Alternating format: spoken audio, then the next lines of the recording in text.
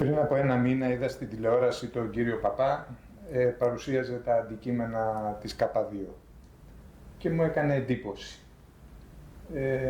Η σύζυγος πριν από 1,5 χρόνο έκανε μια ολική αρθροπλαστική στο αριστερό ισχύο και της δημιούργησε παρενέργειες με το ισχυακό νεύρο. Όταν κουραζότανε, την μάγκωνε στο γλουτιαίο και μετά μάγκωνε όλο το πόδι και δεν μπορούσε να... Δηλαδή το πρόβλημα μέσης το έπαθε κατά την εγχείρηση μετά την εγχείρηση του ισχύου, εμφανίστηκε.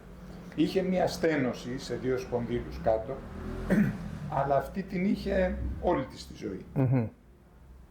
Και έκανε κάποιες ασκήσεις που της είχε δείξει μια φυσικοθεραπεύτρια και το αντιμετώπιζε. Προφανώς κάτι έγινε στην επέμβαση και της δημιούργησε αυτό το θέμα. Εδώ σε πόσο χρόνο είδε αποτέλεσμα στη μέση? Εδώ είμαστε 3 εβδομάδες. Και τα αποτελέσματα? Την πρώτη εβδομάδα επιδεινώθηκε. Σας πήρα τηλέφωνο, μου είπατε είναι καλό, διότι σημαίνει ότι αντιδρά ο οργανισμός. Είναι οι θεραπευτικές αντιδράσεις, Τώρα τις τελευταίες 5 ημέρες, τις 3 μέρες δεν είχε καμία ενόχληση, τις 2 μέρες είχε λίγο το πρωί και την άλλη μέρα είχε λίγο το πρωί και λίγο το μεσημέρι. Δηλαδή μιλάμε για μια ισχυρή βελτίωση μέσα σε 3 εβδομάδες. Ναι. Μάλιστα. Φίλες και φίλοι, άκουσα και κάποια πολύ πιο εντυπωσιακά πράγματα από τον κύριο Λιμπεράκη, διότι όταν ακούω θεραπεία μέσης και αποκατάσταση γονάτων και αυτά είναι θέματα ρουτίνας για μας και συμβαίνουν καθημερινά. Άκουσα όμως ότι είχε και βελτίωση μεγάλη στον ιδιοπαθή τρόμο.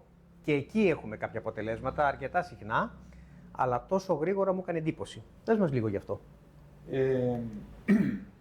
Βλέποντας τα ωφέλη που κάνει αυτό το μαγικό χαλάκι, όπως ο τάπητας υπέρηθης, ναι. Λέω θα κάνω κι εγώ. Ναι.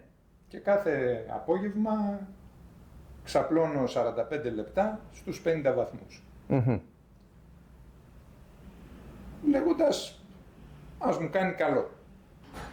Είδα λοιπόν ότι, με έκπληξη, είδα τις τελευταίες μέρες ότι είχα ένα πρόβλημα που ονομάζεται ιδιοπαθής τρόμος, δηλαδή ένα τρέμουλο στο χέρι, το οποίο το έχω ανακαλύψει πριν από 20 χρόνια, είχα κάνει εξετάσεις σε νευρολόγους.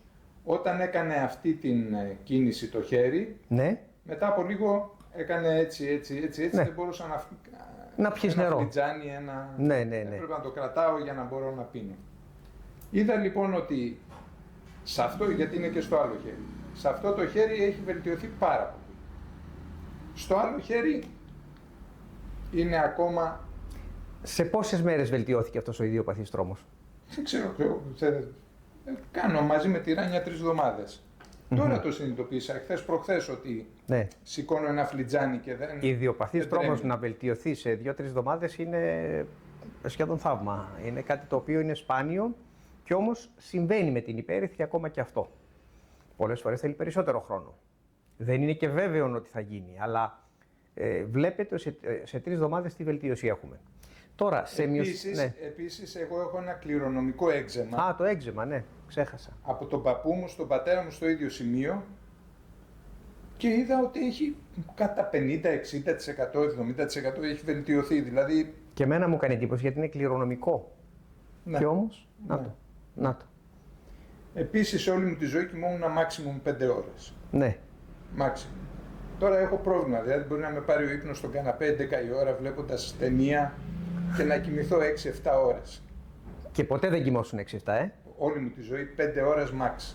Όλη μου τη ζωή. Και ήμουν μια χαρά, δεν είχα θέματα. Τώρα αυξήθηκε λίγο κατά μία ώρα. Και έχω χάσει και ένα κιλάκι.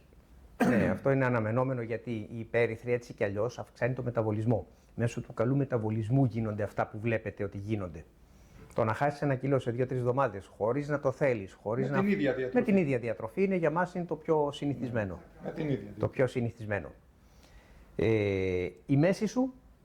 Δεν έχω θέμα. Δεν είχες εσύ θέμα με τη μέση, μόνο η σύζυγος. Είχα ένα θεματάκι, τις τελευταίες μέρες δεν έχω κανένα. Μάλιστα. Αλλά εντάξει, ήταν ένα μικρό θεματάκι το οποίο με ακολουθούσε σε όλη μου τη ζωή, αλλά τις τελευταίες μέρες δεν έχω τίποτα. Και αυτό το μικρό εξαφανίστηκε. Ευχαριστούμε πάρα πολύ το ζεύγος Λιμπεράκη. Και εμείς ευχαριστούμε. και για την πρωτοβουλία που πήραν να έρθουν και με συνέπεια να χρησιμοποιήσουν τα συστήματα της K2, για τις ωραίες ερωτήσεις που μας κάναν στην αρχή, τις απορίες, την αμφισβήτηση, το πώς δουλεύουν, όλα αυτά, και για την μεγάλη συνέπεια με την οποία χρησιμοποίησαν τα συστήματα αυτά και βέβαια για την καλοσύνη που είχαν τα βιώματά τους να τα εκφράσουν, να τα ακούσουν και άλλοι, να παρακινηθείτε κι εσείς, να δοκιμάσετε, να δείτε κι εσείς καλό.